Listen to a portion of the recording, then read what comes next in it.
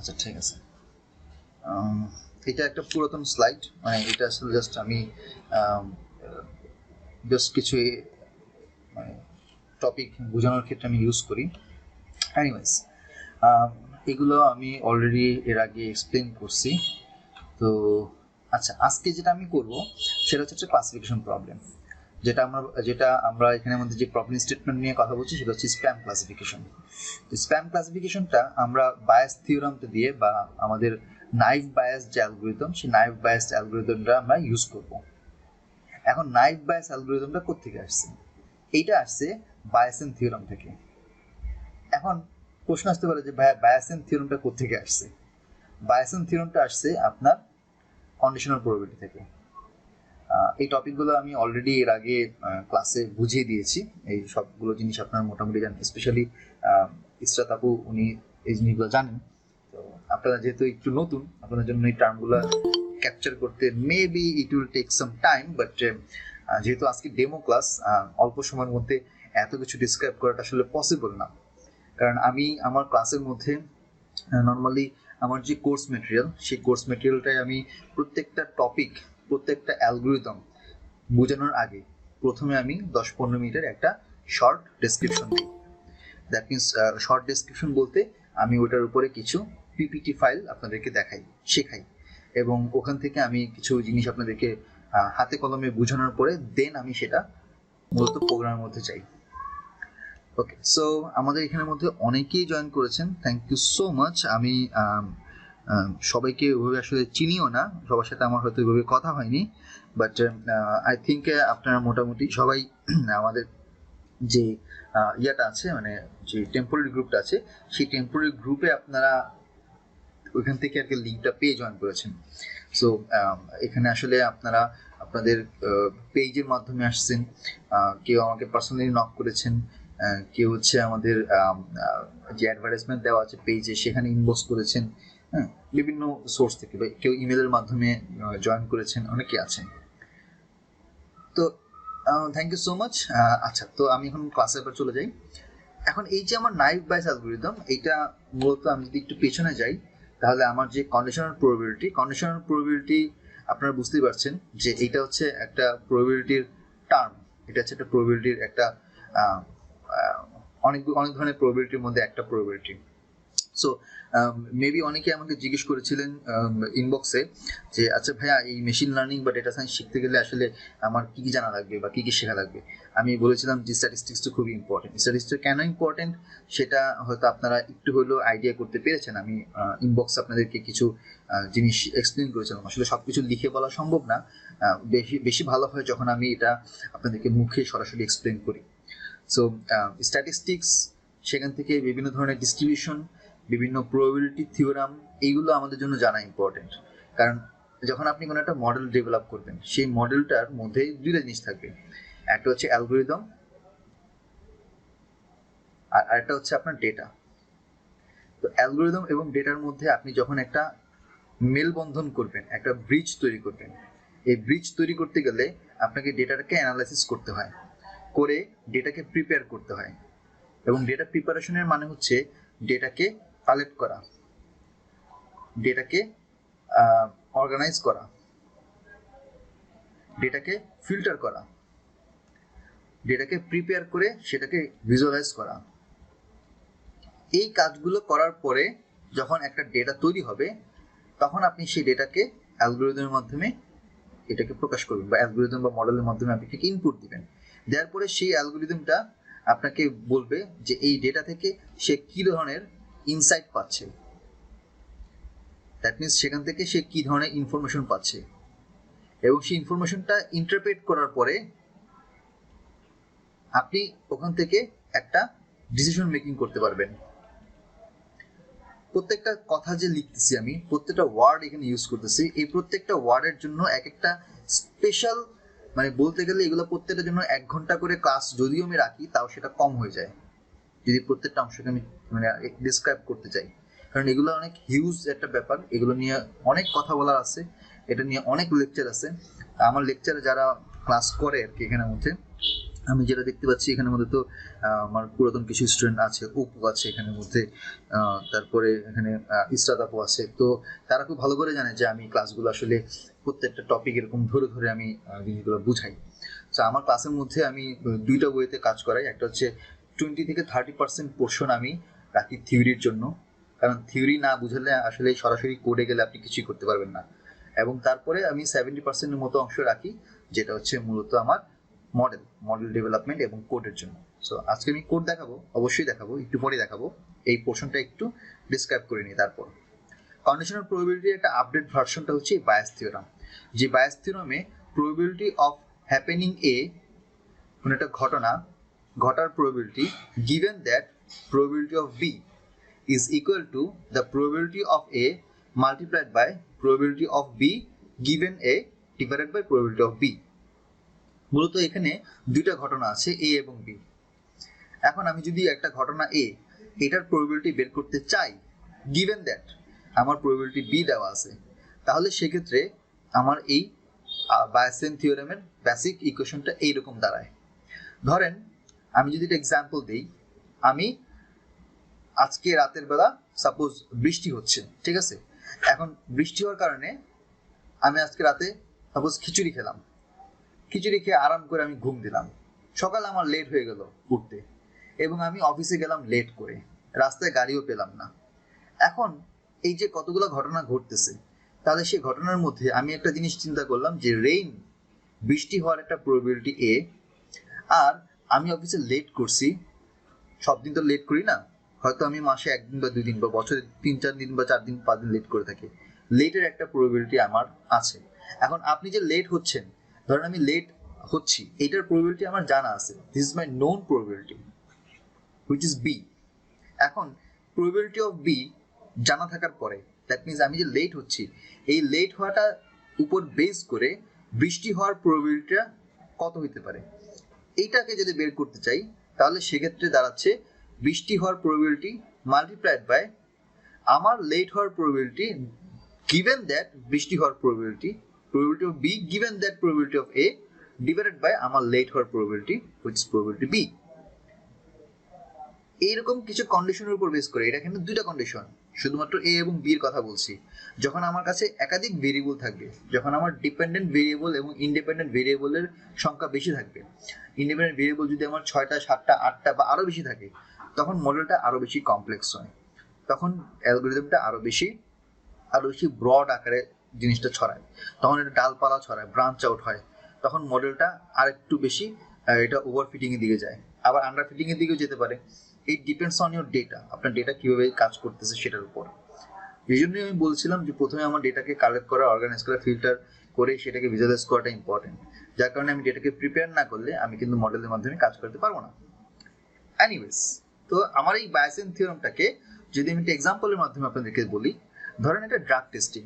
এখন এইখানের মধ্যে আমরা একটা ফেনোমেনা পাই যে অনেক সময় দেখা যায় যে ফলস পজিটিভ অথবা ট্রু নেগেটিভ। এই দুইটা প্রবলেমকে আমরা বলি টাইপ 1 এবং টাইপ 2 এরর। এটা কিন্তু স্ট্যাটিস্টিক্সের একটা টার্ম, টাইপ 2 এরর। এখন টাইপ 1 এবং টাইপ 2 এররটা কি, যদি আমি খুবই একদম বেসিক একটা এক্সাম্পল, একটা ফানি একটা এক্সাম্পল দিয়ে যদি আপনাদেরকে বুঝাই, লেটস সে একজন উইমেন, শি ইজ প্রেগনেন্ট। তো তার বডি ভিজুয়াল দেখে কিন্তু আমরা বুঝতে পারছি যে সে প্রেগনেন্ট, হয়তো 1-2 মাসের মধ্যে তার ডেলিভারি হবে। এখন তার বিভিন্ন ব্লাড টেস্ট, প্রেশার বা অন্যান্য ডায়াগনস্টিক টেস্টের পরে যদি বলে যে শি ইজ নট প্রেগনেন্ট, তাহলে ব্যাপারটা কি দাঁড়াচ্ছে? আমরা সবাই জানি যে সে প্রেগনেন্ট, দেখতে পাচ্ছি, ভিজুয়ালি দেখতে পাচ্ছি তার বডি ফিটনেস চেঞ্জ হচ্ছে, বাট আমাকে স্ট্যাটিস্টিক্যালি বললো, রেজাল্টে বললো ডায়াগনস্টিক টেস্টে নট প্রেগনেন্ট। এই ধরনের প্রবলেমটাকে আমরা বলি টাইপ 1 এরর। তো টাইপ 1 এরর বলতে বোঝায় যে আমার রিয়েল লাইফে actually yes, but statistically it's false. এই ধরনের সিচুয়েশনটাকে আমরা বলি টাইপ 1 এরর, এবং সেই টাইপ 1 এররটাকে আমাকে সলভ করতে হয়, নাহলে কিন্তু ওই ডেটাটার কোনো কাজে লাগবে না। তো ডেটা কাজে লাগানোর গুরুত্ব এখানে অনেক। টাইপ 2 এররটা কি? টাইপ 2 এরর হচ্ছে এরকম, একজন মোটা ব্যক্তি, খুব ফ্যাটি একজন লোক, ওবেসিটির প্রবলেম ফেস করতেছে। এখন আমরা জানি যে সে হচ্ছে একজন মেল, তার প্রেগনেন্ট হওয়ার চান্স জীবনও নাই। সো আমরা জানি এটা নো ধরে রাখছি, কিন্তু কিছু ডায়াগনস্টিক টেস্টে ভুলবশত বলল সে প্রেগনেন্ট। এটাও কিন্তু একটা ভুল, এটা হচ্ছে টাইপ 2 এরর। এখন এই ধরনের যে এররগুলো হয়, সেই এররগুলোকে মিনিমাইজ করতে গিয়ে আমরা অনেক সময় হিমশিম খেয়ে যাই। তো এই সকল প্রবলেমগুলোকে সলভ করতে গিয়ে আমরা সাধারণত বায়াসিন থিওরাম বা বায়াসিন নেটওয়ার্ক অ্যালগরিদমটাকে ইউজ করে থাকি, যেখানে অনেকটুকু আমরা এই প্রবলেমটাকে মিনিমাইজ করতে পারি। সো এখানে দুই ধরনের কেস থাকতেছে, একটা হচ্ছে ফলস পজিটিভ, একটা হচ্ছে ট্রু নেগেটিভ। ফলস পজিটিভ হচ্ছে মানে প্রেগনেন্ট বাট ফলস ভাবে তাকে দেখাচ্ছে। ট্রু নেগেটিভ হচ্ছে যে সে নট প্রেগনেন্ট বাট তাকে ট্রু হিসেবে দেখাচ্ছে। অনেক সময় দেখা যায় যে খুবই হাইলি অ্যাকুরেট রেজাল্ট অনেক সময় লং টার্ম ডেটার ক্ষেত্রে ডিসক্রিপেন্সি শো করতে পারে। ফর এক্সাম্পল, যদি এক মাসের একটা সেলস ডেটা নেই, এক মাসের একটা সেলস ডেটার উপর সাপেক্ষে আমি যদি কোনো ডিসিশন নেই, সেই ডিসিশনটা ভুল হতে পারে when I use this in the long term. So decision making এর ক্ষেত্রে কিন্তু আমার ডেটা অ্যানালাইসিসটা খুবই জরুরি। এখন আমি আবার ওদিকে চলে যাচ্ছি, মানে যেহেতু অনেক ধরনের টপিক নিয়ে আলোচনা করতে হয়, সেই কারণে অনেক সময় অনেক দিকে আমি ব্রাঞ্চ আউট হয়ে যাই। তো এনিওয়েজ আমি এটাতে একটু ফোকাস থাকি। এখন আমার ড্রাগ টেস্ট যেটা আমি করছি সেটা অ্যাকুরেটলি 99% ক্ষেত্রে ট্রু দেখায় যে the user of the drug, সেই ড্রাগটা সে ইউজ করছে তার প্রবাবিলিটি 99%, এবং 99% ক্ষেত্রে সে অ্যাকুরেটলি বলে the negative of A non user, মানে সে ইউজ করছে না এটাকেও সে 99% ক্ষেত্রে কারেক্ট ধরতেছে। একটা সিস্টেম বা একটা মডেল সেটাকে কারেক্ট বলতেছে। অর্থাৎ যদি 100 জন ড্রাগ ইউজার হয়, তাদের টেস্ট করার পরে 99% ক্ষেত্রে সঠিক আনসার দিচ্ছে আমার মেশিন। আর যদি 100 জন নন ইউজার হয়, সেক্ষেত্রেও 99% ক্ষেত্রে বলতেছে সে not user, he or she is a not user of the drug. এক্ষেত্রে তার অ্যাকুরেসি খুব ভালো, দুই ক্ষেত্রে 99%।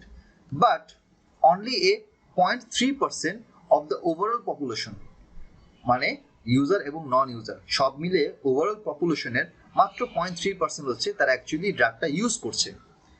এখন এই ডেটার উপর ভিত্তি করে আমি যদি একটা ইভেন্ট বলি, the user of the drug ওই ড্রাগটা ইউজ করছে, আর ইভেন্ট বি হচ্ছে tested positive for the drug, ওই ড্রাগ টেস্টে পজিটিভ পাওয়া গেছে, তার প্রবাবিলিটি হচ্ছে ইভেন্ট বি। এবার যদি আমরা ইভেন্ট বিটাকে, প্রবাবিলিটি অফ বিটাকে যদি বের করতে চাই, তাহলে এক্ষেত্রে আমরা দুইটা জিনিস দেখতে পাচ্ছি। একটা হচ্ছে ড্রাগ টেস্টে পজিটিভ, সেটার chance 0.99 multiplied by actually user of the drug which is 0.003, এবং not user of the drug 0.01 and not user হওয়ার চান্স হচ্ছে 0.997। এই দুইটাকে পজিটিভ এবং পজিটিভ নেগেটিভ, এই দুইটাকে যদি আমরা যোগ করি তাহলে আমরা মূলত পাই 1.3%, which is the probability of testing positive for the users of the drug plus the probability of testing positive for the non-user। দুই ক্ষেত্রেই পজিটিভ পাচ্ছি, একটা হচ্ছে ইউজারের ক্ষেত্রে, একটা নন ইউজারের ক্ষেত্রে। That comes our probability of B 1.3%। এখন আমরা যদি বলি যে প্রবাবিলিটি অফ এ, অর্থাৎ এ কোনটা ছিল, এ ছিল the user of the drug. So আমাকে বের করতে হবে the probability of user of that particular drug given that probability of B. So the probability of A 0.003 multiplied by probability of B given A is 0.99, মানে probability of B হচ্ছে এটা positive আসে তার probability given that A, যেটা আমরা জানি 99% ক্ষেত্রে এটা কারেক্ট দেখাচ্ছে। সো ফ্রম দ্যাট ইকুয়েশন আমরা পাচ্ছি টু অনলি 22.80%। তাহলে খেয়াল করে দেখেন, প্রবাবিলিটি অফ বি যেখানে ছিল অনেক হাই 99%, সেখানে probability of A given B only 23% বলা চলে। তার মানে হচ্ছে someone being an actual user of the drug given that they are tested positive, অর্থাৎ তারা পজিটিভ আসে, এই তথ্যের উপর ভিত্তি করে একজন অ্যাকচুয়াল ইউজার হওয়ার চান্স হচ্ছে খুবই কম। অর্থাৎ probability of B given A is very high 99%, but probability of A given B is only 23%. এইরকম ধরনের যখন আমরা ডিসক্রিপেন্সি গুলো পাই, তখন এই ধরনের ডিসক্রিপেন্সি গুলোকে আমরা সলভ করি বায়াসিন থিওরামের মাধ্যমে, বা এটাকে আমরা বলি হচ্ছে নাইভ বায়াস মডেল। তো আমি মোটামুটি এইটা গত ক্লাসেও বলেছিলাম, গত ক্লাসেও আমি এটা এক্সপ্লেন করেছিলাম। আপনারা মোটামুটি যারা আমার এখানে ওল্ড স্টুডেন্ট লাস্ট ক্লাসে সেটা আপনারা দেখেছেন, আশা করি প্রবলেম হওয়ার কথা না। আর যারা নতুন আছেন তাদের জন্য এটা হয়তো একটু প্রবলেমেটিক মনে হতে পারে, বাট আমি যখন প্রবাবিলিটির যে ক্লাসগুলো আমি নিব বা মানে হচ্ছে স্ট্যাটিস্টিক্সের যে ক্লাসগুলো নিব, তখন এগুলো দেখলে আপনারা মোটামুটি বা এগুলো শেখার পরে আপনার কাছে এটা খুব একটা কঠিন মনে হবে না। তো এখন আমরা আসি এই নায়েব বায়াস যে বায়াস থিওরামটা থেকে আমরা আমাদের নায়েব বায়াস অ্যালগরিদমটাকে ইউজ করব। তো এটা হচ্ছে আমার বেস ইকুয়েশন। বলে রাখা ভালো আপনাদেরকে যে মেশিন লার্নিং মডেলে আপনাকে হাতে কলমে কোনো একটা ইকুয়েশন টাইপ করতে হবে না, কারণ মেশিন লার্নিংয়ে দ্যাট মিনস আপনার পাইথন প্রোগ্রামিং ল্যাঙ্গুয়েজে আপনাকে প্রচুর লাইব্রেরি দিয়ে রাখছে, প্রচুর মডিউল দিয়ে রাখছে প্রত্যেকটা স্পেসিফিক টপিকের জন্য, এবং আপনার কাজ হচ্ছে শুধুমাত্র লাইব্রেরি থেকে মডিউলগুলোকে ক্যাচ করে সেটাকে অ্যালগরিদমের মাধ্যমে ইনপুট দেওয়া, আর কিচ্ছু না। মেশিন লার্নিং অ্যালগরিদম তৈরি করতে গিয়ে পাইথন এখন সবচেয়ে বেশি পপুলার। দ্যাটস বিকজ পাইথন খুবই ইজি, খুবই হ্যান্ডি একটা ল্যাঙ্গুয়েজ, এবং পাইথন জানা থাকলে আপনি যে কোনো ধরনের মেশিন লার্নিং মডেল তৈরি করতে পারবেন যদি ভালোভাবে শিখতে পারেন, যদি শিখতে চান। কারণ যে কোনো ধরনের প্রবলেমের জন্য যে সব আমার লাইব্রেরি দেওয়া আছে, যেহেতু পাইথন প্রোগ্রামিং ল্যাঙ্গুয়েজ একটা open source software, open source programming language, high level language. So এইখানে আপনার প্রচুর লাইব্রেরি দেওয়া আছে, প্রচুর মডিউল দেওয়া আছে যে কোনো ধরনের অ্যালগরিদমের জন্য।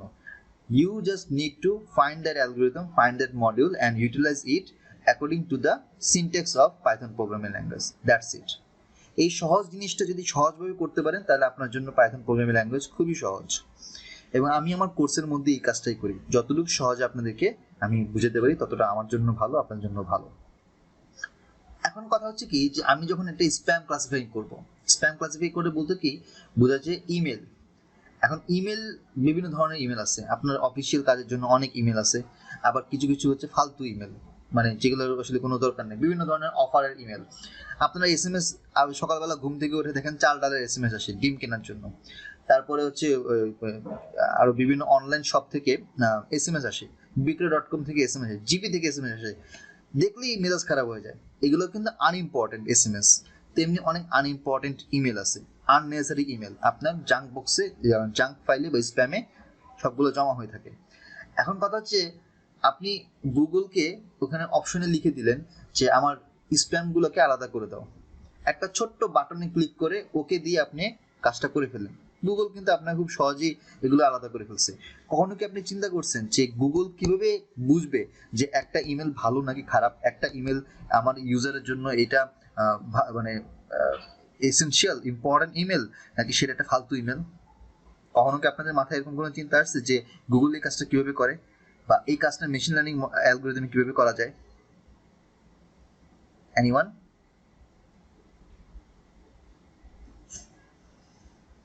কেউ কখনো চিন্তা করছেন? কথা বলেন। আজিম, হাসিব, আরিফ জায়েদ, আরাফাত আদনান, নাহিদ প্রিন্স। কিভাবে করে এটা যায় না, কিন্তু গুগল ফিল্টার করে আর কি। গুগল ফিল্টার করে? গুগল ফিল্টার কিভাবে করে সেটা তো আসলে আমার প্রশ্ন, তাই না? মানে করে কিভাবে, এটা তো অনেকভাবেই করে, তারা হচ্ছে বিভিন্ন অ্যালগরিদম ইউজ করে। তো আজকে আমরা সেই জিনিসটা শিখবো। আচ্ছা, এখানে একজন জয়েন করেছেন RN টেক একাডেমিক, আপনার নামটা একটু বলবেন?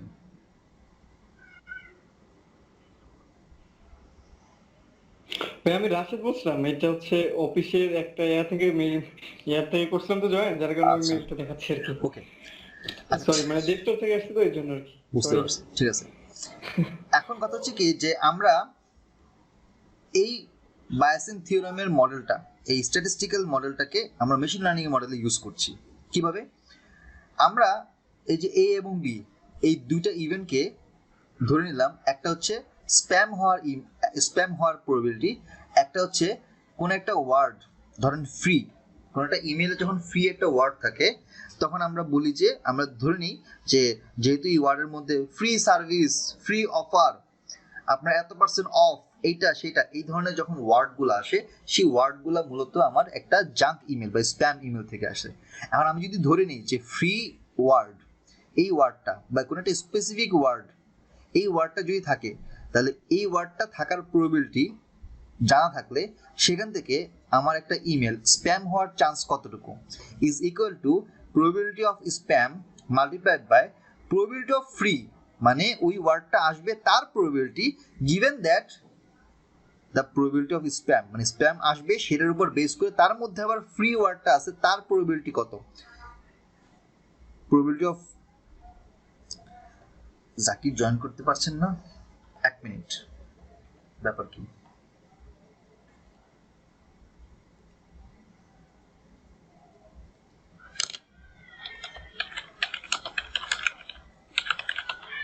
কি লিখতেছি আমি?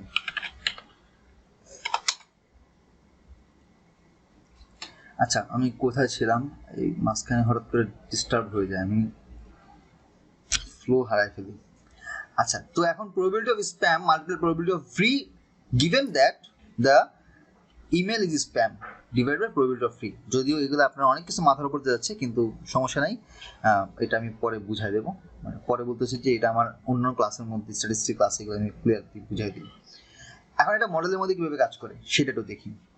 আমরা একটা প্রবাবিলিস্টিক মডেল তৈরি করব, যার কাজ হচ্ছে সে আমাকে probability of spam বের করবে given that a particular word for every meaningful sentence we encounter during the training। আমার ট্রেনিং ডেটার মধ্যে কিছু মিনিংফুল সেন্টেন্স দেওয়া থাকবে, সেই সেন্টেন্স থেকে আমি মূলত খুঁজে বের করব যে একটা নির্দিষ্ট ওয়ার্ডের সাপেক্ষে সেটা স্প্যাম হইতে পারে তার চান্স কতটুকু।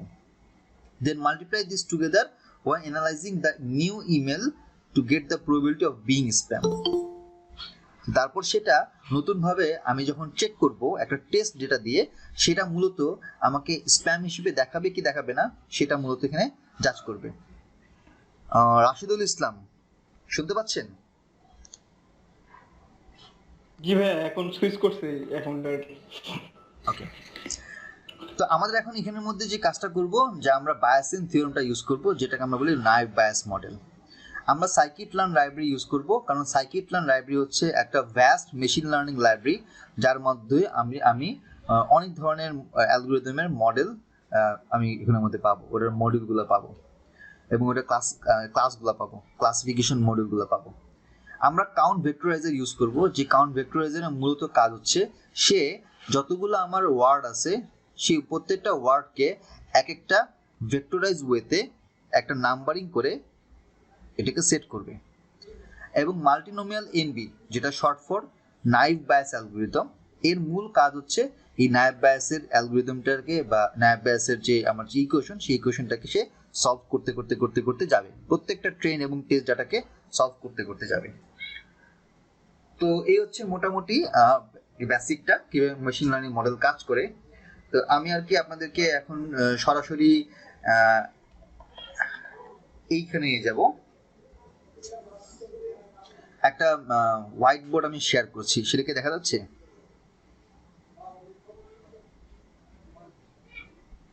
হ্যালো, জি দেখতে পাচ্ছি। গুড। সো এখানের মধ্যে আমরা এই ক্লাসিফিকেশন প্রবলেমটা সলভ করতে গেলে যে সকল মডিউলগুলো আমরা ইউজ করব সেটার আমি নাম লিখে রাখছি। অ্যাট ফার্স্ট হচ্ছে আমরা ওএসটাকে ইউজ করব, সেটা হচ্ছে অপারেটিং সিস্টেম। তো ওএস এর মূল কাজ হচ্ছে আমি যে সকল ডেটা সেটটা আমি এখানের মধ্যে মানে তৈরি করেছি বা রেখে দিয়েছি, সেগুলো হচ্ছে আমার নর্মাল সিএসভি ফরম্যাটের ডেটা না, এটা হচ্ছে আমার ডেটা ফরম্যাটের ডেটা, মানে ডট ডেট ফাইল। সো এই ধরনের ডেটা ফাইলগুলোকে হ্যান্ডেল করার জন্য আমরা অপারেটিং সিস্টেম বা ওএস মডিউলটাকে ইউজ করি। একই সাথে আমরা আইও বা ইনপুট আউটপুট মডিউলটাকে ইউজ করি, যে মূলত কাজ করবে কি এই ডেটাকে আমার মডেলের মধ্যে ইনপুট হিসেবে কাজ করাবে। নেক্সট আমরা নামপাইকে কাজে লাগাবো, আমরা পান্ডাসকে কাজে লাগাবো আজকের এই প্রোগ্রামে, আমরা কাউন্ট ভেক্টরাইজারকে কাজে লাগাবো, আমরা মাল্টিনোমিয়াল এনবিকে কাজে লাগাবো। কাউন্ট ভেক্টরাইজারের কাজটা কি? কাউন্ট ভেক্টরাইজারের কাজ হচ্ছে আমার যতগুলো ওয়ার্ড, মিনিংফুল ওয়ার্ডগুলো আছে সবগুলোকে সে ভেক্টরাইজ ওয়েতে একটা ইন্ডেক্সিং করে মার্কিং করে রাখবে। যেমন আমি যখন বলবো যে একটা সেন্টেন্সের মধ্যে এম, ইজ, আর এই ধরনের কিছু প্রিপোজিশন থাকবে বা কনজাংশন থাকবে, সেগুলোকে সে একটা নির্দিষ্ট ক্লাসিফায়ারের মাধ্যমে রেখে দেবে। আবার যে ধরনের ওয়ার্ডগুলা যেমন ফ্রি, তারপর হচ্ছে অফ, এত পার্সেন্ট অফ, অথবা পার্টি, বা হচ্ছে আপনার অফার, এই ধরনের ওয়ার্ডগুলো থাকবে, সেগুলোকে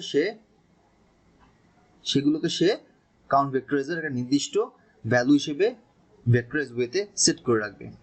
মাল্টিনোমিয়াল এনবি হচ্ছে আমার সেই অ্যালগোরিদম, মানে সেই মডিউল, যে মডিউলটা মূলত আমার নাইভ বায়াসের, যে আমি একটু আগে ইকুয়েশনে দেখিয়েছিলাম না, সেই ইকুয়েশনটার মূল কাজটা এখানে করবে। এই কয়েকটা মডিউল আমাকে এখানে কাজে লাগাতে হবে। সো আমরা এখন আজকের প্রোগ্রামে চলে যাব।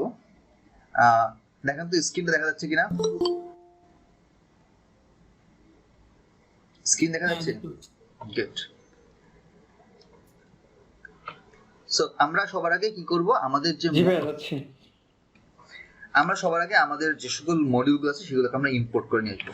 So import OS, import IO, import numpy as np, from pandas import data frame। So আমরা আমাদের ডেটা ফ্রেমটাকে ইম্পোর্ট করব। আমরা আপনাদের যে ফাইলগুলো আছে, যে ডেটাগুলো আছে, যে ওয়ার্ডগুলো আছে, সেগুলোকে আমরা ডেটা ফ্রেমে কনভার্ট করব। কনভার্ট করার জন্য আমাকে ডেটা ফ্রেম নামে মডিউলটাকে কাজে লাগাতে হবে। এবং আমরা কাউন্ট ভেক্টরাইজার ইউজ করব। কাউন্ট ভেক্টরাইজারটা কোত্থেকে আসবে আমি বলেছিলাম একটু আগে, scikit-learn থেকে। সো sklearn এই লাইব্রেরি আন্ডারে আমরা যে ক্লাসিফিকেশন প্রবলেমটা ইউজ করতে যাচ্ছি, এখান থেকে আমরা মূলত যে সকল এটার যে ফিচারগুলো আছে সেই ফিচারগুলোকে খুঁজে বের করে নিয়ে আসবো। তো খেয়াল করে দেখেন এখানের মধ্যে যখন আমি এখানে scikit-learn দিয়ে ডট দিলাম, তো তার নিচে এখানে অনেক ধরনের মডিউল আছে।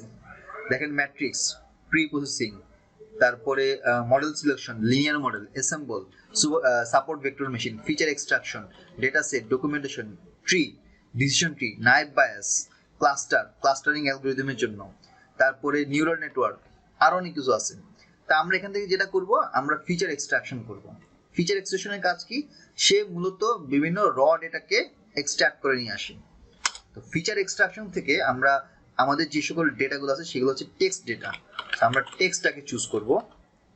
এখন এখানে আমরা ইমেজ চুজ করতে পারি, আমরা এখানে পিকচার চুজ করতে পারি, আমরা এখানে সাউন্ড ওয়েভ চুজ করতে পারি।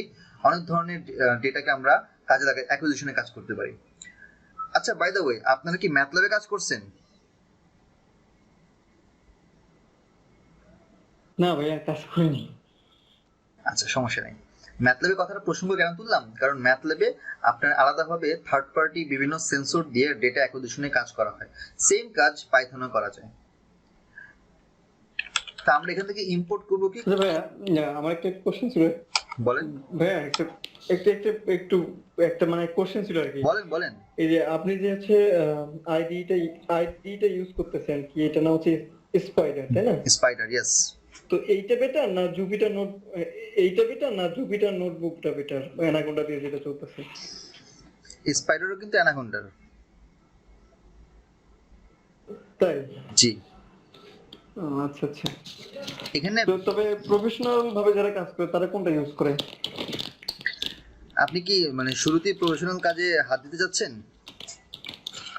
না, আমি জাস্ট একটু কিউরিওসিটি থেকে একটু বললাম যে মানুষের কিউরিওসিটি, বাঙালি কিউরিওসিটি অনেক বেশি। না, কিউরিওসিটি থাকা ভালো, কিন্তু ওই যে কিউরিওসিটিতে গিয়ে আটকে থাকাটা ভালো না।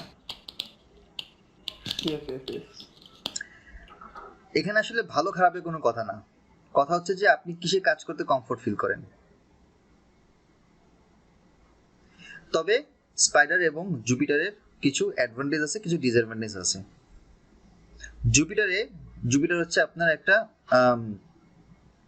কি বলে, জুপিটার হচ্ছে আপনার ওয়েব প্ল্যাটফর্মে কাজ করে। মানে আপনার সি ড্রাইভ থেকে আপনার ওয়েব মানে ইয়াতে আপনার যে ব্রাউজারের যে অ্যাড্রেস, সেই অ্যাড্রেসে কাজ করে এবং এটা ক্লাউডের কাজ করে। সো এটা একটা বেনিফিট। স্পাইডারে সেই কাজটা করে না। স্পাইডার হচ্ছে একটা সফটওয়্যার প্ল্যাটফর্ম, যেখানে আপনি এখান থেকে স্ক্রিপ্টিং ল্যাঙ্গুয়েজে প্রত্যেকটা লাইন বা প্রত্যেকটা সেন্টেন্স একবার আপনি করতে পারবেন, পুরো প্রোগ্রামটা একবার রান করতে পারবেন। জুপিটারের প্রবলেম হচ্ছে, জুপিটার হচ্ছে ওয়ান কাইন্ড অফ ইন্টারপ্রেটর, মানে সিঙ্গেল লাইন বাই লাইন সে কভার করবে। আচ্ছা, আমি কি উল্টা বললাম? কম্পাইলার এবং ইন্টারপ্রেটর। কম্পাইলার হচ্ছে পুরোটা একবারে কম্পাইল করবে। আচ্ছা হ্যাঁ, তাহলে সেই হিসাবে স্পাইডার হচ্ছে একটা কম্পাইলার, আর জুপিটার নোটবুক হচ্ছে একটা ইন্টারপ্রেটার।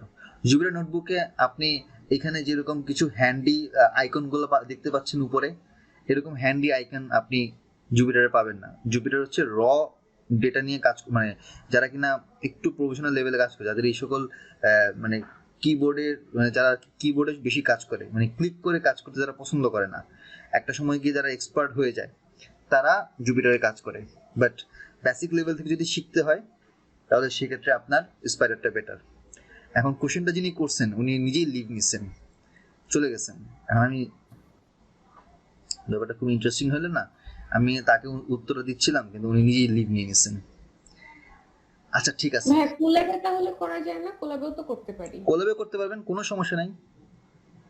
আপনি যে কোনো একটা প্ল্যাটফর্ম ইউজ করতে পারবেন। সব প্ল্যাটফর্মের পাইথনের আপনার সিনট্যাক্স, আপনার স্ট্রাকচার একই রকম, কোনো পার্থক্য নাই। জাস্ট শুধুমাত্র আপনার নিজের সুবিধা, নিজের ফিচার হ্যান্ডেল করার বা হচ্ছে নিজের প্রায়োরিটি, এগুলোর উপর বেস করে আপনি এটাকে কম বেশি করতে পারেন। ওকে, অনেক সময় তো ভাই যে স্পাইডার তারপর জুপিটার এইগুলো তো হচ্ছে লাইব্রেরি গুলো মিসিং বলে। কোলাবে কি মিসিং বলে? মানে কোলাবে কি সব না, থেকে? কোলাবে তো কিছু বলে না। কোলাবে আমি মানে এখন পর্যন্ত বেসিক যে কাজটা করেছি সেগুলো পাইনি এখন পর্যন্ত। বেসিক গুলো তো সবই থাকবে, মিসিং থাকে না। এখন এই সকল যে সকল এখন নরমালি কি কোলাবেও কি এরকম মিসিং থাকে? স্পাইডার হোক কিংবা স্পাইডার জুপিটার যেগুলা মিসিং বলে আর কি, সেগুলা লাইব্রেরি গুলোর ক্ষেত্রে সেগুলো কি না, কোলাবেও কি এরকম এখন missing এখন ব্যাপারটা কি, লাইব্রেরি তো হচ্ছে আপনার কয়েক লাখ লাইব্রেরি। এখন আপনার এই কয়েক লাখ লাইব্রেরি তো দরকার নাই। বেসিক কাজ করার জন্য যে লাইব্রেরিগুলো না থাকলেই নয়, সেগুলো সব সব জায়গাতেই দেওয়া আছে। এখন আপনি এমন একটা স্পেসিফিক প্রবলেম স্টেটমেন্ট নিয়ে, এমন একটা স্পেসিফিক অ্যালগরিদম নিয়ে কাজ করতে চাচ্ছেন যেটা আপনার কোলাবেও নাই, স্পাইডারে নাই, জুপিটারও নাই, তখন সেক্ষেত্রে কি এরকম করবেন? কোড মানে যেটা করেছিলাম যে সেগুলো হচ্ছে স্পাইডার কিংবা জুপিটার রান দেওয়ার পর সেখানে হচ্ছে আমার লাইব্রেরি মিসিং বলে, বাট কোলাবে হচ্ছে রান দেওয়ার পর সেটা হচ্ছে ওখানে ঠিকই রান করে ওখানে প্রপারলি। তো লাইব্রেরি মিসিং হলে লাইব্রেরি ইনস্টল করে নেবেন। লাইব্রেরি ইনস্টল করতে তো কোনো সমস্যা নাই। এই যে লাইব্রেরি আপনাকে দেখাই দিই, এই যে দেখেন, আমি এখানের মধ্যে যদি অ্যানাকোন্ডা টাইপ করি, দেখেন এখানে আছে উপরে একটা লেখা আছে অ্যানাকোন্ডা প্রম্পট, দেখতে পাচ্ছেন? জি, অ্যানাকোন্ডা প্রম্পট, এখানে ক্লিক করলে একটা কালো স্ক্রিন আসে। এই কালো স্ক্রিন হচ্ছে আমার বেস অ্যাড্রেস, আমার ডেস্কটপের। এখান থেকে আমি জাস্ট পিপ ইনস্টল, এটা একটা ওয়ে দেখাচ্ছে, আর অনেকগুলো ওয়ে আছে। ইনস্টল দিয়ে আপনি আপনার সেই যে লাইব্রেরিটার কথা খুঁজতেছিলেন সেই লাইব্রেরিটা এখানের মধ্যে লিখে এন্টার দিলে, যদি আপনার ইন্টারনেট কানেকশন ঠিক থাকে তাহলে বড় জোর 1 থেকে 2 মিনিট লাগবে, সেটা ইনস্টল নিয়ে নিবে। মানে আমার তাহলে কি লাইব্রেরি মানে আমি হচ্ছে গুগল থেকে লাইব্রেরি নামিয়ে তারপরে হচ্ছে আমার ওই ফাইলগুলো এখানে ইনসার্ট করতে হবে ব্রাউজিং করে? আপনি আপনি আপনি যখন কোলেবে কাজ করবেন, কোলেব তো হচ্ছে অনলাইন বেস, তাই না? জি, তো অনলাইন বেসড হলে আপনার মিসিং থাকে না সাধারণত, কারণ সে যদি কোনো কারণে ফাইলটা এক্সট্রাক্ট করতে গিয়ে যদি মিসিং পায়, তখন সে সাথে সাথেই অনলাইন থেকে ওটাকে রান করায়। আপনার এটা আপনার ডেস্কটপ বা আপনার ল্যাপটপে সেই লাইব্রেরিটা ইনস্টল হওয়ার কোনো প্রয়োজন নাই, কারণ সেটা সরাসরি আপনার প্লাগ এন্ড প্লে হিসেবে ক্লাউড থেকে রান হচ্ছে। এখন যদি আপনি স্পাইডার ইউজ করেন, স্পাইডার তো আপনার অফলাইনে কাজ করতে হয়, তাই না? অনলাইনে কাজ করতে, অফলাইনে কাজ করতে পারবেন। তো আপনার অফলাইনে কাজ করতে গেলে এই স্পেসিফিক লাইব্রেরিটা আপনার এই লাইব্রেরি, আপনার এখানে স্পাইডারের সি ড্রাইভের লাইব্রেরিতে নাও থাকতে পারে। না থাকলে তখন কি করবেন? আপনি এটা ইনস্টল করে নেবেন অ্যানাকোন্ডা থেকে, তাহলে তো সমস্যা ক্লিয়ার, সমস্যা সলভ হয়ে গেল না? বুঝতে পারছেন? জি ভাই বুঝতে পারছি। আচ্ছা ঠিক আছে, ওকে। স্যার আমরা এখানের মধ্যে সাইকিট লার্ন থেকে ফিচার এক্সট্রাক্ট করলাম, ফিচার এক্সট্রাকশন নামের যে মডিউলটা নিলাম। এখন কি টাইপের ডেটা? টেক্সট টাইপের ডেটা। তো ডক টেক্সট, এখান থেকে ইম্পোর্ট কাউন্ট ভেক্টরাইজার। এখন বাকি থাকে কোনটা? বাকি থাকে আমার মাল্টিনোমিয়াল এনভি নাইভ বায়াস। সো একই রকম ভাবে from sklearn dot naive bias, এই নাইভ বায়াসটা হচ্ছে যে ফাংশনটা, সেই ফাংশনটা থেকে, সরি নাইভ বায়াস ফাংশন না, নাইভ বায়াস মডিউলটা থেকে আমি ইম্পোর্ট করব কাকে? মাল্টিনোমিয়াল এনবি। মাল্টিনোমিয়াল এনবি হচ্ছে একটা ক্লাসিফায়ার, মূলত এটা একটা ক্লাসিফায়ার। এটা হচ্ছে ক্লাসিফিকেশন প্রবলেমগুলো সলভ করতে গেলে আমরা ইউজ করি। এবং মাল্টিনোমিয়াল এনবি এটা স্পেসিফিকলি নাইভ বায়াস রিলেটেড যে প্রবলেমগুলো আছে সেই প্রবলেমগুলো সলভ করতে সাহায্য করে। নেক্সট আমার লাইব্রেরিগুলো ইম্পোর্ট করা হয়ে গেছে। এখন ইম্পোর্ট করার পরে পরবর্তী যে কাজটা, সেই কাজটা হচ্ছে আমি এখানের মধ্যে কিছু ফাংশন তৈরি করব। আমি মূলত দুইটা ফাংশন তৈরি করব। তো আমি একটু এখানে আপনাদেরকে ফাংশনগুলোর ফাংশন নাম তো আসলে আমি নিজেই সেট করব আমার সুবিধা মতন, আপনি আপনার সুবিধা মতো সেট করতে পারবেন। এখানে আসলে কোনো অব্লিগেশন নাই, কোনো ধরনের কোনো প্রবলেম নাই। সো আমার দুইটা ফাংশন এখানে কাজ করবে। একটা ফাংশন কাজ করবে এরকম ভাবে, এটা মূলত আমার ফাইলকে রিড করবে, তার জন্য আমি ফাংশন। এখন এই ফাংশনটা ফাইল রিড করবে কোত্থেকে? আমার যে মূল যে রুট আছে, রুট বলতে হচ্ছে যে আমার যে ডিরেক্টরি আছে, রুট এবং যে ডিরেক্টরি, এখান থেকে আমি ফাইল নেমগুলোকে বা প্রত্যেকটা ফাইলকে একটা একটা করে এক্সট্রাক্ট করব, করে আমি একটা আলাদা একটা এখানের মধ্যে এখানে একটা কি বলে এটাকে, এখানে একটা আপনি টেম্পোরারি একটা আপনি লোকেশন তৈরি করবেন, যে লোকেশনে প্রত্যেকটা ওয়ার্ড, প্রত্যেকটা টেক্সট সে একটা একটা করে অ্যাড হবে, এবং অ্যাড হয়ে ওই অংশটা সেই ওয়ার্ড দিয়ে ফিল আপ করবে। এটা হচ্ছে আমি ফাইল রিড করে আমি একটা টেম্পোরারি একটা ডেটাবেস তৈরি করব। এটা হচ্ছে আমার প্রথম কাজ। এখন দ্বিতীয় কাজটা কি? দ্বিতীয় কাজ হচ্ছে আমি এটাকে ডেটা ফ্রেমে কনভার্ট করব, convert to data frame. That means আমি মূলত যে কাজটা করছি সেটা হচ্ছে আমার আনস্ট্রাকচার ডেটাকে আমি এখানের মধ্যে স্ট্রাকচারড ওয়েতে সাজাচ্ছি। এই দুইটা কাজ করব। এই দুইটা কাজ করার পরে তারপরের যে অংশটা সেটা হচ্ছে আমি আমার মূল যে অ্যালগরিদম, সেই অ্যালগরিদমটাকে ইউজ করব। এবং এই অ্যালগরিদমের মাধ্যমে আমি প্রথমে কি করব? কাউন্ট ভেক্টরাইজারে কাজ করব, আমি এখান থেকে ক্লাসিফায়ারে কাজ করব, আমি এখান থেকে ডেটাকে রিড করার কাজ করব বা ডেটাকে ফিট করব, রিড করার পরে ডেটাকে ফিট করব, এবং তারপর সেখান থেকে আমি বিভিন্ন প্রেডিকশন করব। এই হচ্ছে আমার পুরো প্রোগ্রামের, আমি যদি বলি এটা আপনার যে স্টেপ বাই স্টেপ, প্রত্যেকটা স্টেপ। সো আমি প্রথম যে স্টেপটা সেটা হচ্ছে ফাইল রিড।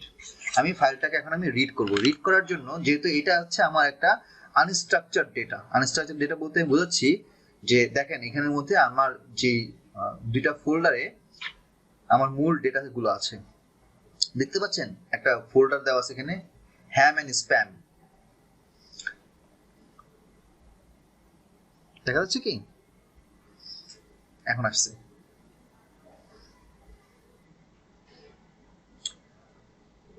এখানে হ্যাম বলতে বোঝাচ্ছে যে যেগুলো আমার ভালো ইমেল, আর স্প্যাম হচ্ছে যেগুলো আমার খারাপ ইমেল।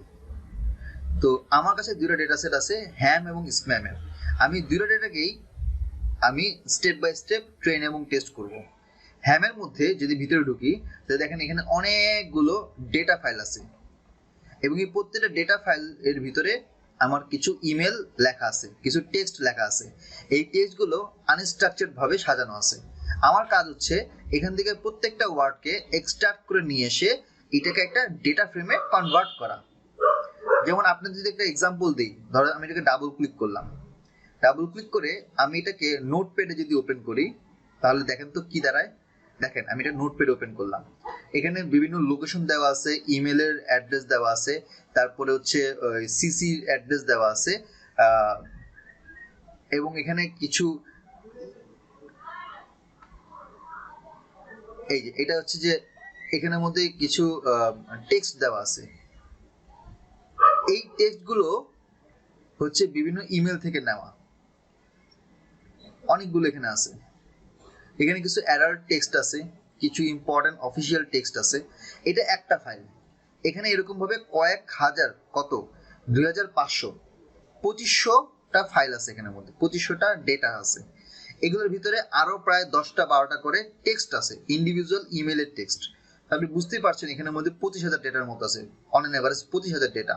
ফর হ্যাম স্প্যামের জন্য একই রকম ভাবে এখানে যে আমি এখানের মধ্যে স্প্যামের জন্য 500টা আইটেম আছে, মানে এখানে 500টা ফাইল আছে। তো আমার কাজ হচ্ছে কি, স্প্যাম এবং হ্যামকে আমি ক্রস চেক করে এখান থেকে কি করব, ডেটা ফ্রেম তৈরি করব। একটা হচ্ছে ফর গুড ইমেল, একটা হচ্ছে ফর ব্যাড ইমেল।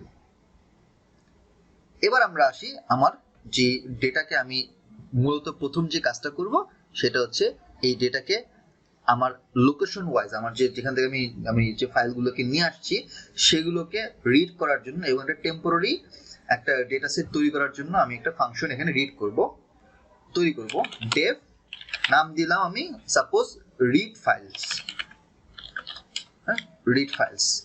এখন এটার ভিতরে আমি একটা আর্গুমেন্ট দিব, সেটা হচ্ছে প্যাথ, যে প্যাথ থেকে সে এই ডেটাগুলোকে রিড করে নিয়ে আসবে। সো আমি এখানে একটা ফর লুপ ইউজ করব। মূলত এখানে আমি 1 2 3 তিনটা ফর লুপ ইউজ করব। প্রথম ফর লুপটা হচ্ছে for root directory names, file names in, কোথায়, ইন ওএস ওয়ার্ক।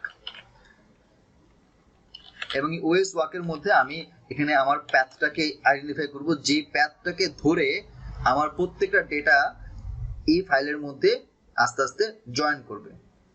এবং এই ফাইলের যে ওয়ার্ডগুলো আছে সেগুলো আমি চাইলে উপর থেকে নিচে, টপ টু ডাউন অথবা ডাউন টু টপ এটাকে সেট করতে পারি।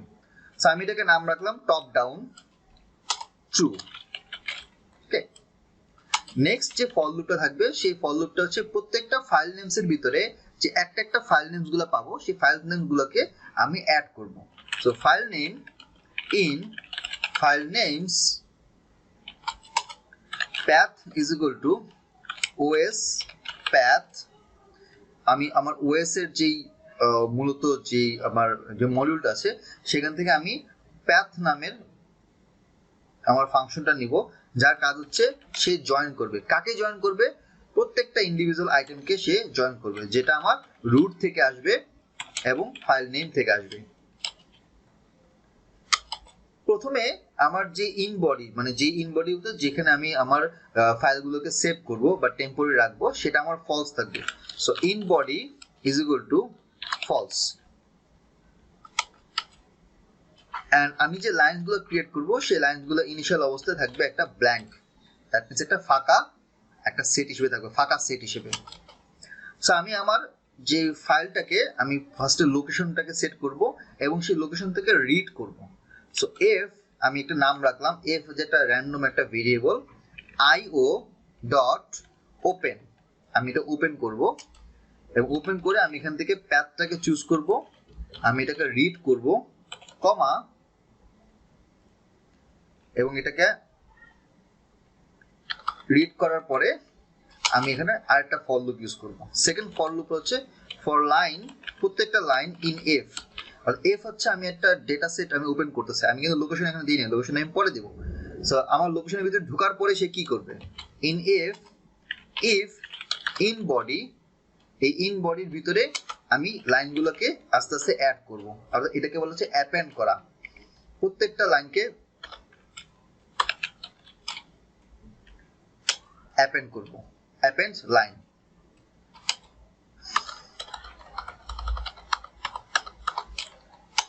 নেক্সট হচ্ছে এল ইফ, যদি ওই লাইনগুলো সে না পায় তাহলে প্রত্যেকটা লাইন, যদি অনেক সময় দেখা যায় যে লাইনগুলোর ভিতরে গ্যাপ থাকে, স্টেপ বাই স্টেপ গ্যাপ থাকে, বা সেগুলো হচ্ছে আমার একটা নির্দিষ্ট লাইন বাই লাইন থেকে আরেকটা লাইনের মধ্যে ব্ল্যাঙ্ক থাকে, সেই ব্ল্যাঙ্ক লাইনগুলোকে আমি এখান থেকে এইভাবে সেট করব যে যদি আমার একটা নেক্সট লাইন থাকে বা ব্ল্যাঙ্ক লাইন থাকে, নেক্সট লাইনে গিয়ে ইন বডিকে সে ট্রু করবে।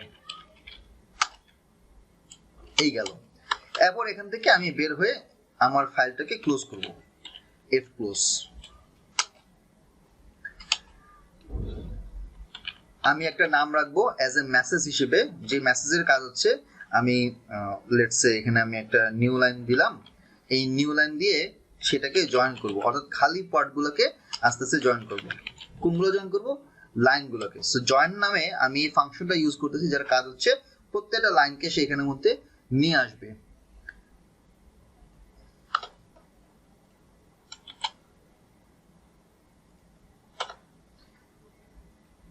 ফর ইফ এল ইফ, ডান। আচ্ছা, yield path and message। তো আমি জানি যে আপনাদের কাছে এই জিনিসটা অনেক ডিফিকাল্ট মনে হচ্ছে, বাট ট্রাস্ট মি, যখন আমি ক্লাসটা শুরু থেকে যখন প্রত্যেকটা জিনিস করাবো, যেহেতু ডেমো ক্লাসে আমি আগে থেকে ঠিক করে রাখছিলাম যে আমি আপনাদেরকে একটা ক্লাসিফিকেশন মডেল দেখাবো, এবং আই থিঙ্ক আপনাদের মধ্যে অনেকেই এই কোডগুলো ঠিকমতো ধরতে পারছেন না, বুঝতে পারছেন না, মাথার উপরে যাচ্ছে, অ্যান্ড দ্যাটস ট্রু, এবং এটা হওয়াটাই স্বাভাবিক, যেহেতু আপনারা ইন ডিটেলসে এই প্রোগ্রামগুলো এর আগে করেন নাই। তো ইটস ওকে, এটা কোনো সমস্যাই না, এটা ব্যাপার না, হইতেই পারে। যারা নতুন আছেন তাদের জন্য এটা প্রবলেম হইতে পারে, বাট যখন আস্তে আস্তে আমি আমার ক্লাসগুলো করবেন তখন এই জিনিসগুলো আস্তে আস্তে আপনি বুঝে যাবেন। ওকে, এটা এ পর্যন্ত গেল মেসেজ, রাইট। এবার নেক্সট আরেকটা যে ফাইল আমি এখানে ডিফাইন করব, মানে আরেকটা ফাংশন ডিফাইন করব, আমি বলেছিলাম সেটা হচ্ছে আমি একটা ডেটা ফ্রেম ক্রিয়েট করব।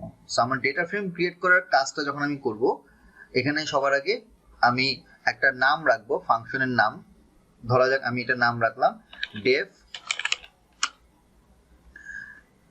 Data frame from data frame, okay, from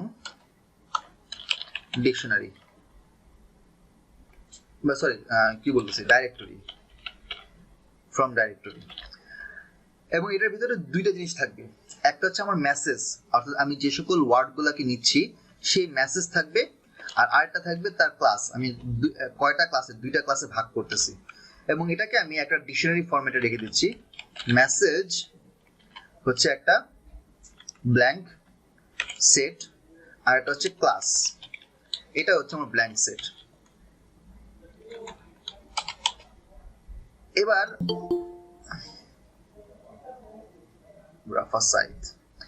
next আমার কাজ হচ্ছে, আমি যে এখানের মধ্যে এই ফাংশনটা ডিফাইন করলাম, এই ফাংশনটার ভিতরে আমি দুইটা জিনিস এখানে রাখবো, একটা হচ্ছে রো, অর্থাৎ যে রো বরাবর আমি প্রত্যেকটা লেখা বা সেন্টেন্স গুলোকে রাখছি, আর এটা হচ্ছে ইন্ডেক্স। ইন্ডেক্সের কাজ কি? এই যে একটু আগে আমি বলেছিলাম কাউন্ট ভেক্টরাইজের কথা, কাউন্ট ভেক্টরাইজের কাজ হচ্ছে প্রত্যেকটা ওয়ার্ডকে সে ইন্ডেক্স ওয়াইজ সেট করবে। সো ইন্ডেক্সটা আমি এখানের মধ্যে ব্ল্যাঙ্ক রাখলাম। So for file name comma message in read files, ওই আমি একটু আগে যে এর আগে ফার্স্ট যে ফাংশনটা লিখেছি রিড ফাইলস, সেই রিড ফাইলস এর ভিতরে যেই সকল র ডেটাগুলো এখানে জমা হচ্ছে সবগুলোর ভিতরে সবগুলো ফাইল নেমকে বা এবং প্রত্যেকটা মেসেজকে সে রিড করবে, এবং এটাকে আমি একটা ফর লুপের মধ্যে নিয়ে যাচ্ছি, অর্থাৎ প্রত্যেকটা লাইনের প্রত্যেকটা সেন্টেন্সটাকে সে একসেপ্ট করতেছে, নিচ্ছে। সো রোজটাকে আমি অ্যাপেন্ড করব,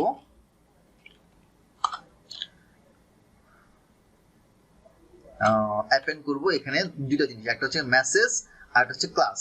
সো খেয়াল করে দেখেন আমার প্রথমে যে ফাংশন ডিরেক্টরি ছিল এটা কিন্তু ব্ল্যাঙ্ক ছিল, মেসেজের পোর্শনটা এবং ক্লাসের পোর্শনটা। আমি এখন যেটা করব, এটাকে আমি আস্তে আস্তে অ্যাপেন্ড করব। কিসে অ্যাপেন্ড করব? মেসেজটাকে ওপেন করব অ্যাজ এ মেসেজ নামে।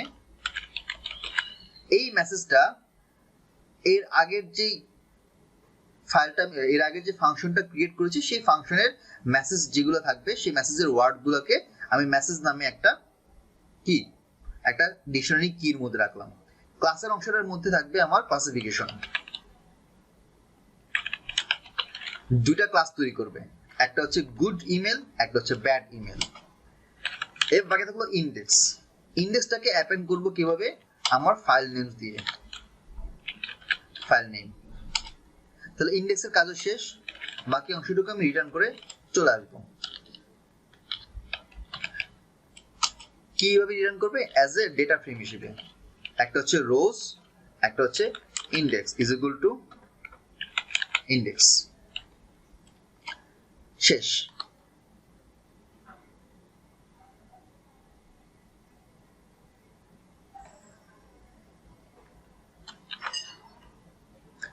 একটা সিনট্যাক্স এরর দেখাচ্ছে এখানের মধ্যে, সেই এররটা কোথায় একটু খুঁজে বের করি।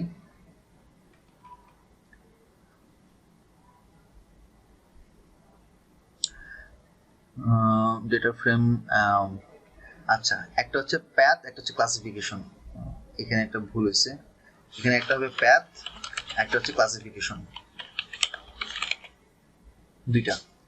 তারপর এটার ভিতরে রোজ এবং ইন্ডেক্স ঢুকবে, file path, read, classification, and ডান।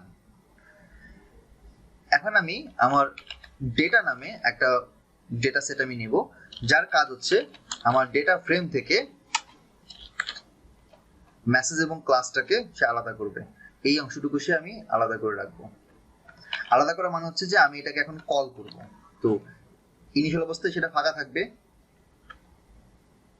এটাও ফাঁকা থাকবে, দুইটা অংশ। এই পর্যন্ত আমার কাজ হয়ে গেছে। এখন নেক্সট কাজ হচ্ছে আমি ডেটাকে আমি নিয়ে আসবো। So data is equal two দুইটা জায়গা থেকে আনবো, একটা হচ্ছে হ্যাম, একটা হচ্ছে spam. So data dot append আমার ডেটা ফাইল ফ্রম ডিরেক্টরি নামে যে ইয়াটা আছে, মূলত আমার যে ফাংশনটা আছে, যে ফাংশনটা, সেই ফাংশনটাকে আমি কল করব এবং কল করার পরে আমি এটাকে রিড করব। সো জেনারেলি আর এবং রিড করার পর আমি আমার অ্যাড্রেসটা চুজ করব। সো অ্যাড্রেসটা এখান থেকে প্রথমে আমি হ্যামকে নিব, পরে আমি স্প্যামকে নিব। খেয়াল করে আমি প্রপার্টিজ থেকে আমার হার্ড ডিস্কে বা ডেস্কটপের যে লোকেশনটা আছে সেই লোকেশনটাকে চুজ করে আমি এখানের মধ্যে পেস্ট করে দিব। তার মানে হচ্ছে আমার মেশিন লার্নিং অনলাইন ক্লাসের ভিতরে একটা ফোল্ডার আছে, সেই ফোল্ডারের ভিতরে ইমেল নামে একটা ফোল্ডার আছে, সেই ফোল্ডারের ভিতরে হ্যাম এবং স্প্যাম দুইটা জিনিস আমি এখানের মধ্যে রাখবো। তো ফার্স্টে আমি রাখবো হ্যাম, কমা, এটার নাম হচ্ছে হ্যাম নামে। আর সেকেন্ড আরেকটা করব সেম ওয়েতে,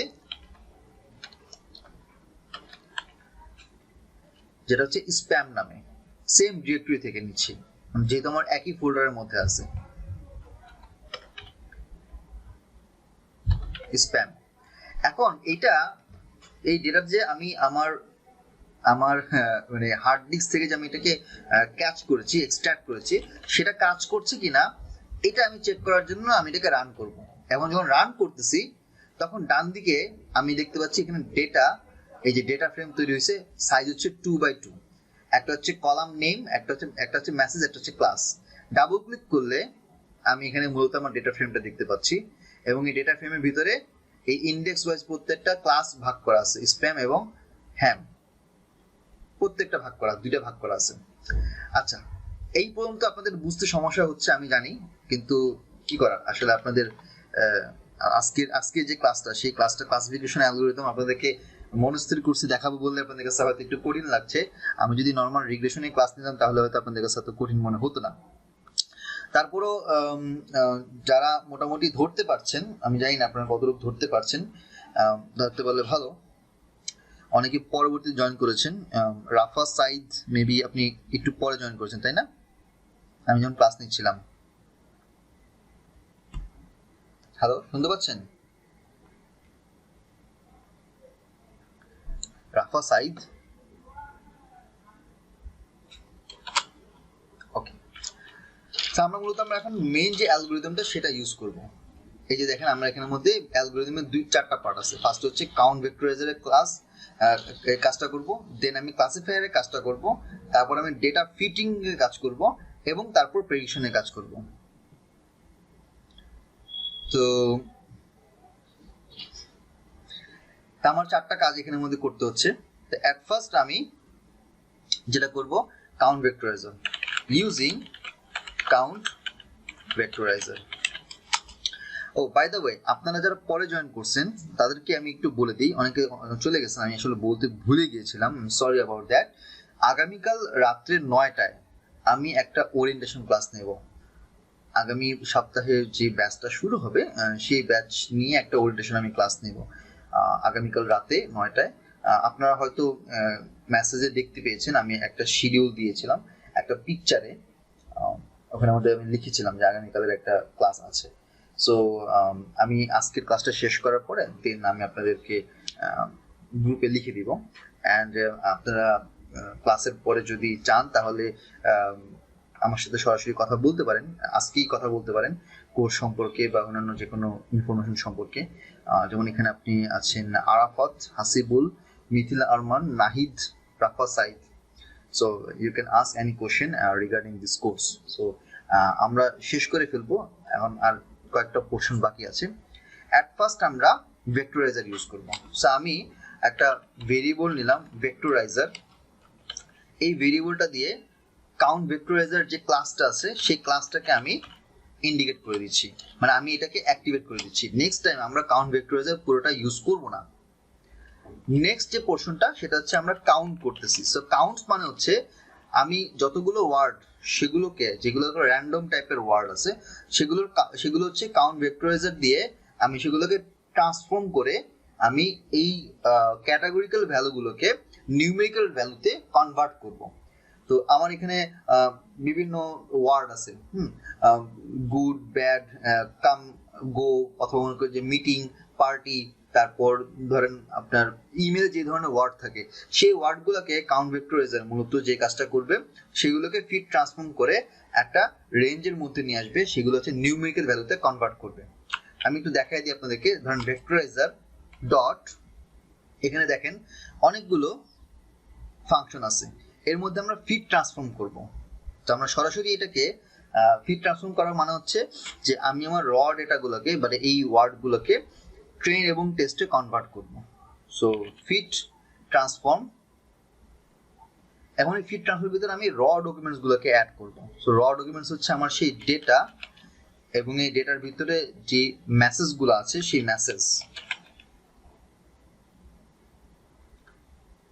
ডট ভ্যালুস।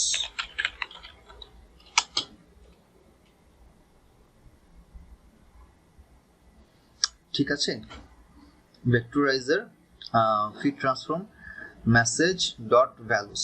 এখন ধরেন আমি যদি একটু দেখতে চাই যে কাউন্টস আসলে কি কি আসছে, আমি যদি এটাকে প্রিন্ট করি,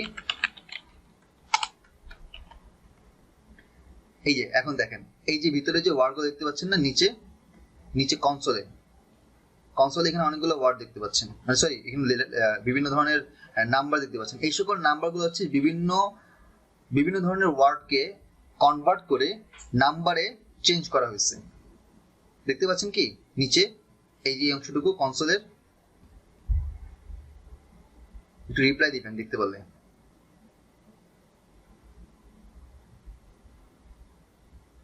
দেখতে পাচ্ছেন কি?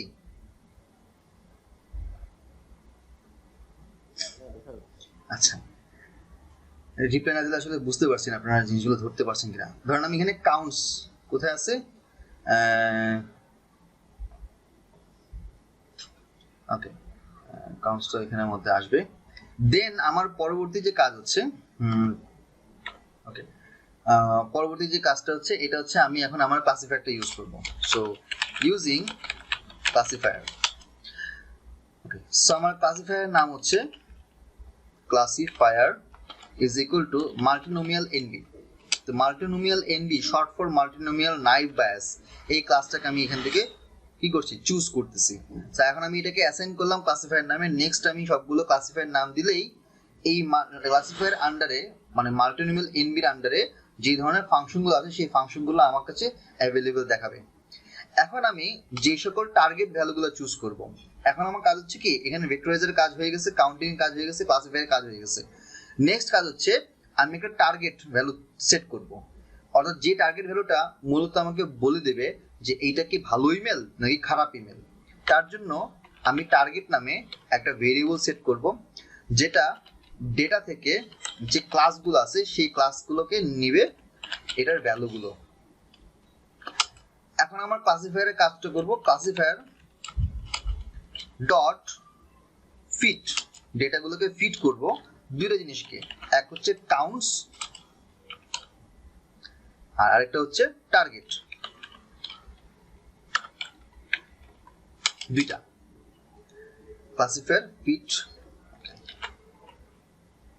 ক্লাসিফায়ার। ওকে এবার আমরা চেক করব। এখন হচ্ছে মজা, এতক্ষণ ধরে তো অনেক কিছু লিখলাম, এখন আমরা একটু মজা করি। সেটা হচ্ছে চেক বাই ইউজিং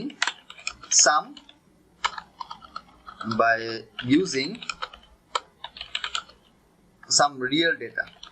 এখন রিয়েল ডেটা কোত্থেকে পাবো? রিয়েল ডেটা আপনাদের কাছ থেকে আমি নিব। আপনারা আমাকে বলেন যে কি ধরনের রিয়েল ডেটা দেওয়া যায়। আমি একটা এক্সাম্পলস নামে একটা ফাইল ক্রিয়েট করছি, যেটার ভিতর লিস্ট আকারে আমি কিছু রিয়েল কিছু ল্যাঙ্গুয়েজ, কিছু সেন্টেন্স আমি এখানে ইউজ করতে যাচ্ছি, যেটা আপনার ভালো ইমেল থেকে আসতে পারে, খারাপ ইমেল থেকে আসতে পারে। আমাকে জাস্ট কয়েকটা সেন্টেন্স অথবা পার্টস অফ সেন্টেন্স আমাকে বলতে পারবেন, আমি জাস্ট একটু চেক করার জন্য আপনাদেরকে আমি দেখাবো, আপনাদের কাছ থেকে নিতে যাচ্ছি।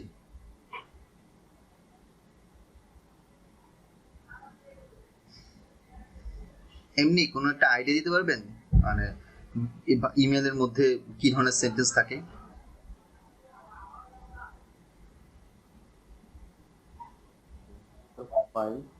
হ্যালো, কি বললেন?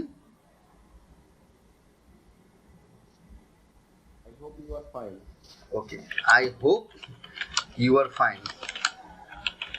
আচ্ছা, ধর আমি একটা দিলাম যে come to my office at 10 AM, এটা একটা। আরো কিছু দিই, ধরেন wanna have party tonight, একটা কোশ্চেন মার্ক। ধরেন একটা অ্যাডাল্ট কন্টেন্ট দিই, ঠিক আছে, ফ্রি সেক্স টু নাইট, একটা অ্যাডাল্ট কন্টেন্ট দিলাম। আরেকটা হচ্ছে আরেকটা দিলাম, suppose wanna come over my place and Netflix and chill, ওকে, এইটা একটা দিলাম। এটা একটা ইমেলের একজন দিতে পারে, এটা আনইম্পর্টেন্ট ইমেল, মানে একজন বয়ফ্রেন্ড একজন গার্লফ্রেন্ডকে দিচ্ছে। আরেকটা হতে পারে যে please check the file, sorry এটা হ্যাঁ কোটেশনের মধ্যে রাখলাম। এটা একটা ইম্পর্টেন্ট ইমেলের একটা পার্ট হতে পারে। আরেকটা হতে পারে যে সেন্ড মি দ্য রিপোর্ট নাও, এটা অফিসিয়াল ইমেলের একটা ইম্পর্টেন্ট পার্ট হতে পারে। আরেকটা ধরেন হচ্ছে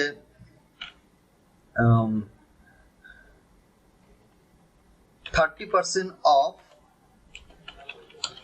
in grocery today, come and get, এটা একটা স্প্যাম ইমেলের একটা পোর্শন হতে পারে। অনেকগুলো লিখলাম এখানে, ঠিক আছে। এখানে কয়টা আছে?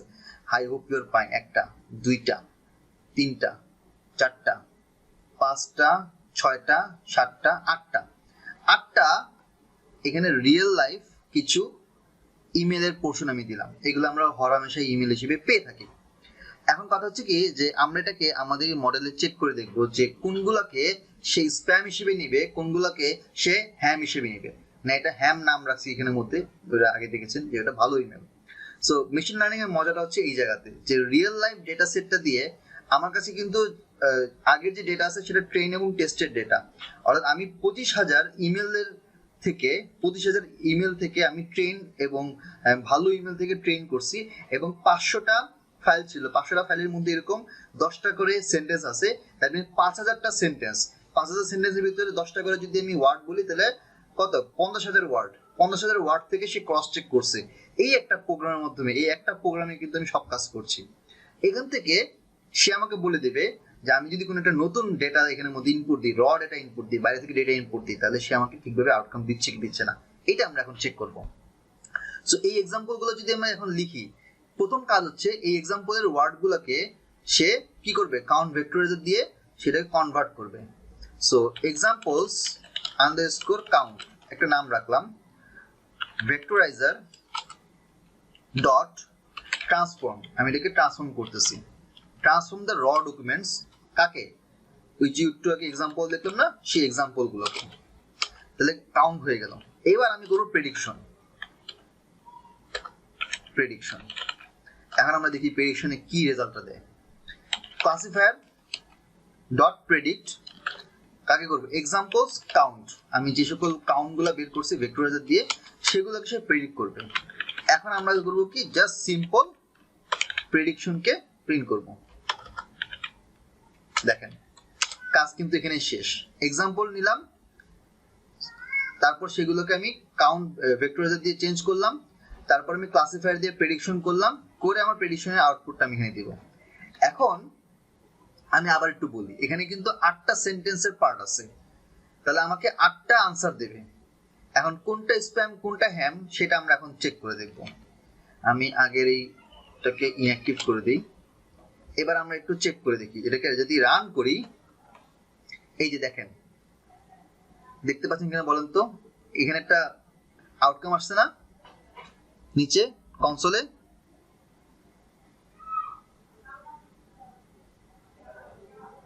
দেখা যাচ্ছে কি এখানে একটা কনসোলে আউটকাম আসছে, দেখা যাচ্ছে?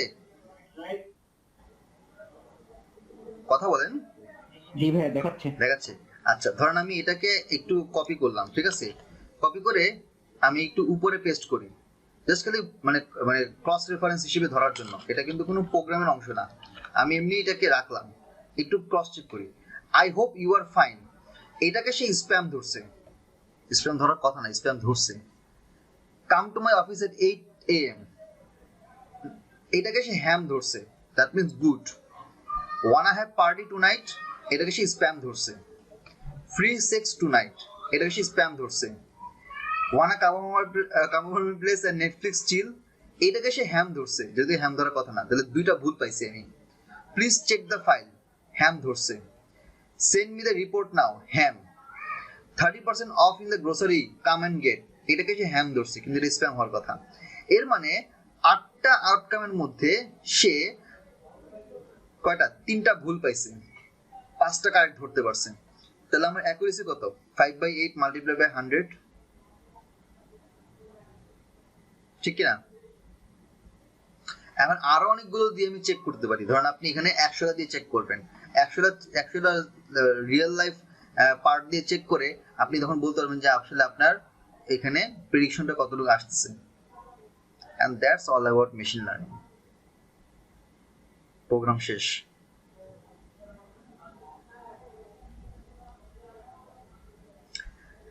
এটা কিন্তু একটা ছোটখাটো একটা প্রজেক্ট হিসেবে আপনি নিতে পারেন, আপনার এটা একটা ছোটখাটো প্রজেক্ট হিসেবে কাজ করতে পারেন। তা আমার ওই যে লেভেল 2-র যেই সেকশনটা, লেভেল 2-র যে কোর্সটা যেটা আমি পরে শুরু করব, ওটাতে এরকম রিয়েল লাইফ ডেটা দিয়ে 10টা প্রজেক্ট করানো হবে। আর এটা যে আপনার লেভেল 1-এ যে থাকবে না তা না, লেভেল 1-ও থাকবে। লেভেল 1-এর শেষে আপনাকে আমি 3টা বা 4টা আমি এখানের মধ্যে অ্যালগরিদম দেখাবো with real life data. So এই হচ্ছে আজকের ক্লাসিফিকেশন মডেল, এইভাবে আমরা করি। তো অনেক কিছু হয়তো আপনাদের জন্য একটু বুঝতে সমস্যা হবে, বাট ট্রাস্ট মি, যখন আপনারা ক্লাসটা করবেন শুরু থেকে যখন আমি প্রত্যেকটা জিনিস আপনাদেরকে ধরে ধরে বুঝাবো, তখন এই জিনিসগুলো আর প্রবলেম হবে না। তো এই হচ্ছে আজকের ক্লাস। অলরেডি 10:50 বাজে। আপনাদের যদি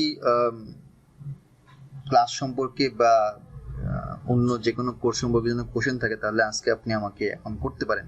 অবশ্য আগামীকাল একটা ডেমো ক্লাস, সরি একটা ওরিয়েন্টেশন ক্লাস আমি নেব, সেখানে আমি ডেটা সায়েন্স, মেশিন লার্নিং এবং আরো অন্যান্য অ্যাসপেক্ট নিয়ে আলোচনা করব, কোর্স মডিউল নিয়ে আলোচনা করব।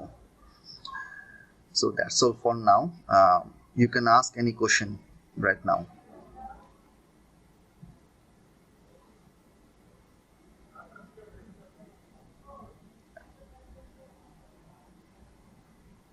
Arafat Adnan, Hasibul.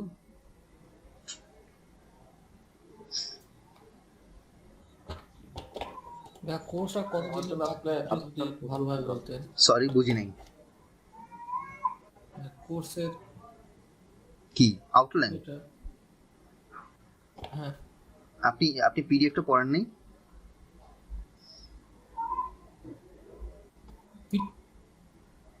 একটা পিডিএফ দেওয়া হয়েছিল,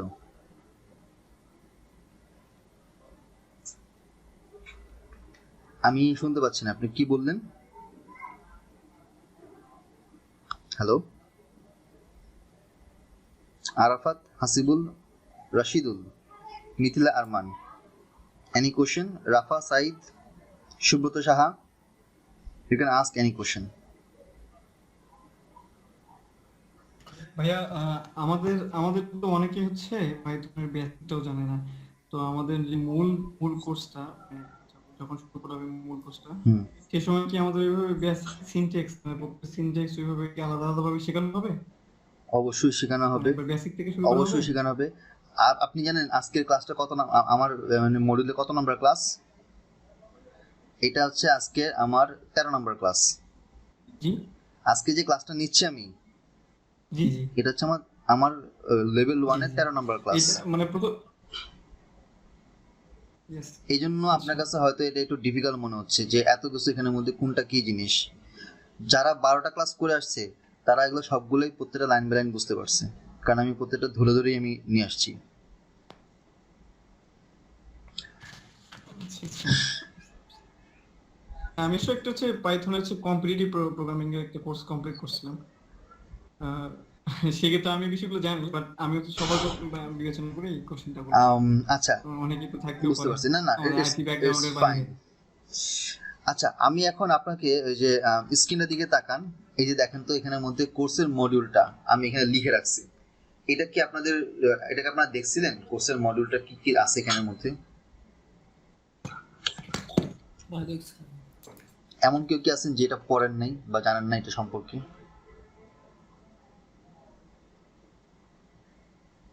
এখানে যখন আমি মডিউল 1টা করাবো 3টা বা 4টা ক্লাসে, সেখানে আমি variable, data type, operator, string, loop, break, statement, function সবই করাবো মডিউল 1।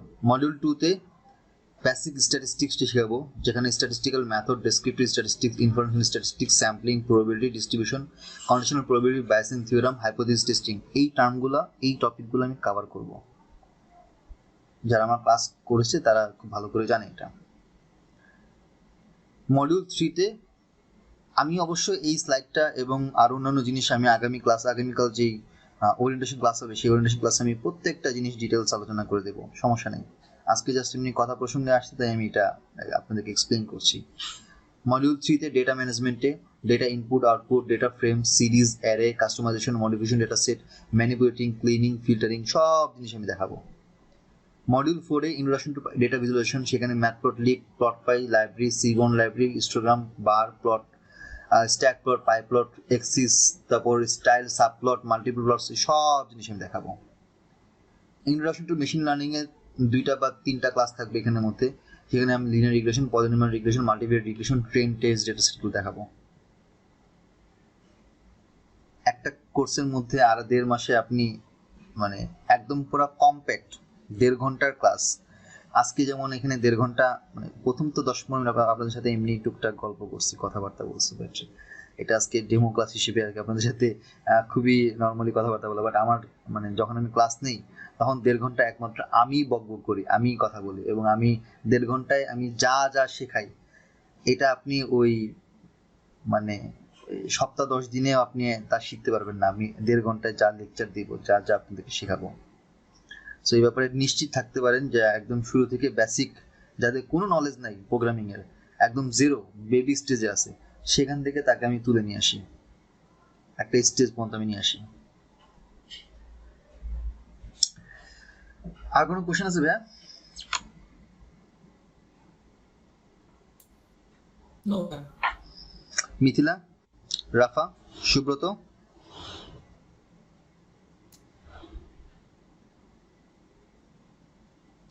কোশ্চেন থাকলে করতে পারেন, না থাকলে তাহলে আজকে আমরা এখানে লিভ নিতে পারি, আজকে শেষ করতে পারি।